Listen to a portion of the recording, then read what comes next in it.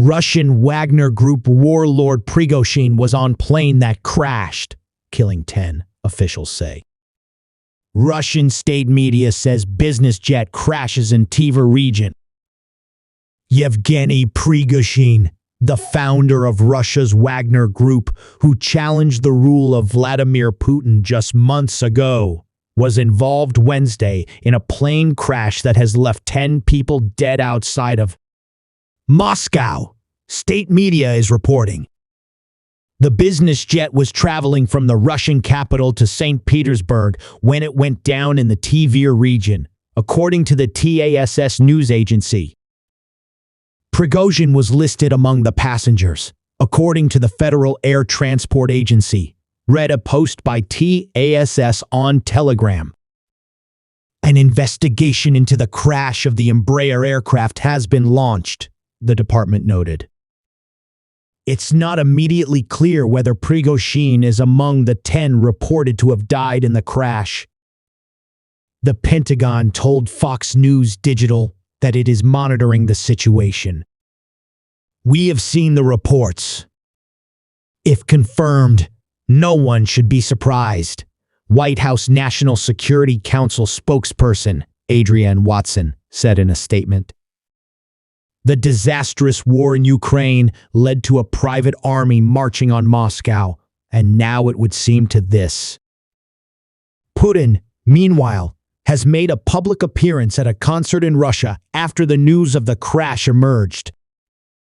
In late June, Prigozhin initiated what observers called the most significant challenge to Russian President Vladimir Putin's regime in his 23 years in power.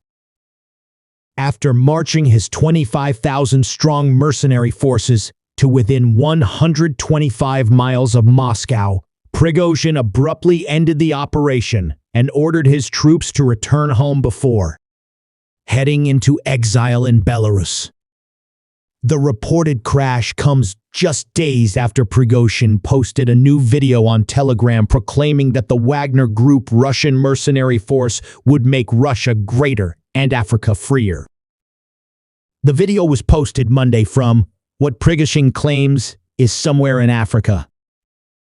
In the video, Prigozhin says the Wagner Group is conducting reconnaissance and search activities and making Russia even greater on all continents and Africa even freer.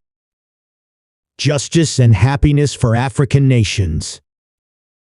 Giving hell to ISIS Al-Qaeda and other bandits, Prigozhin says, noting temperatures that were topping 120 degrees Fahrenheit.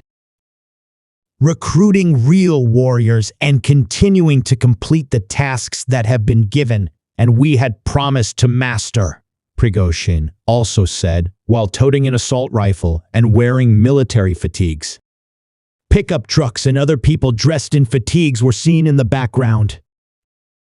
The Central African Republic is one of the countries where Wagner soldiers for hire have been active and accused of committing human rights abuses. The Kremlin has used the Wagner Group since 2014 as a tool to expand Russia's presence in the Middle East and Africa. Prigozhin spent months criticizing Russia's military performance in Ukraine before he called for an armed uprising on June 23 to oust the defense minister and headed from Ukraine toward Moscow with his mercenaries. Under a deal brokered by Belarusian President Alexander Lukashenko, Prigozhin agreed to end his rebellion in exchange for amnesty for him and his fighters and permission to relocate to Belarus. Putin branded Prigozhin a traitor as the revolt unfolded and vowed harsh punishment, but the criminal case against the mercenary chief on rebellion charges was later dropped. The Kremlin said Putin had a 3-hour meeting with Prigozhin and Wagner Group commanders days after the rebellion.